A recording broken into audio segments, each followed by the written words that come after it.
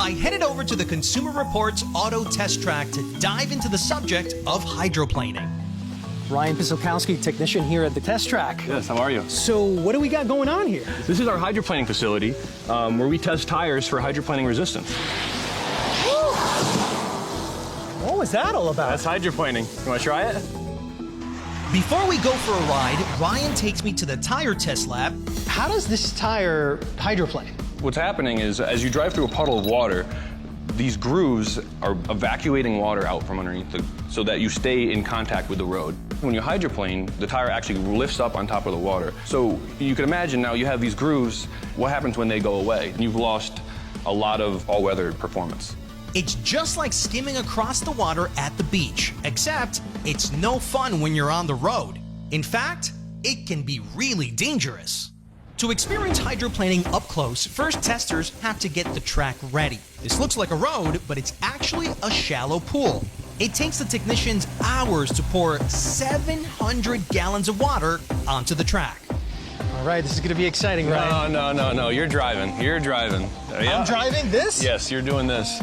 All right, let's do it. I don't think I've ever done anything like this. So the first run, we're not gonna hydroplane. We're gonna go through about 45 miles per hour. All right, let's do it.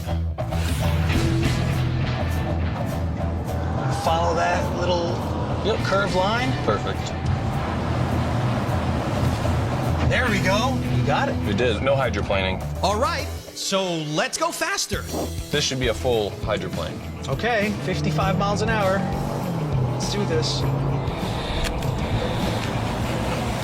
Whoa. Starting to feel. Luckily, nothing dramatic. The Yeah. car just essentially pushes straight, even though you're trying to turn to the left. The car just felt like it wasn't in control. Yeah, we were floating on water there. That was a full hydroplane situation. Oh, man. Unfortunately, there's not a lot you can do. You're kind of there for the ride now. Most people experience hydroplaning for the first time without a trained professional by their side. Luckily, I have Ryan here to talk me through my experience. What we tell people is to keep firm grip on the wheel, no sudden movements, lift off the throttle, and wait till you regain grip again. That was a little scary. So you notice how as we get back onto dry asphalt, you have your wheels turned. Now all of a sudden we have grip and the car lurches to the left, which is why you don't want to turn, is because when you do come out of that water, the car might radically go to the left when you're least expecting it. There might be a car next to you.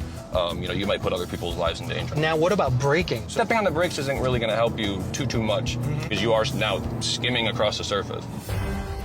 Now we're really gonna go for it. Run number 3, 65 miles an hour. Just like hitting that scary patch of water in the fast lane of the freeway. Here we go, Ryan. Whoa! Yep. Whew. Let's look at the eye in the sky. At 45 miles an hour, like on my first run, when you turn the wheel to the left, the car veers to the left. But at 65 miles an hour, if you try turning the wheel the same way, nothing happens. The car keeps going straight. That's hydroplaning. I can never get used to it. I don't know how you do it. It's an unnerving feeling. The average driver, the first time they experience that, it's frightening. It's really frightening. Ryan's final piece of advice: avoid hydroplaning altogether by reducing your speed when it rains and avoiding patches of standing water if at all possible. Then, the only skimming across water you'll do is safely at the beach. Well, sort of. Oof, that's gotta hurt.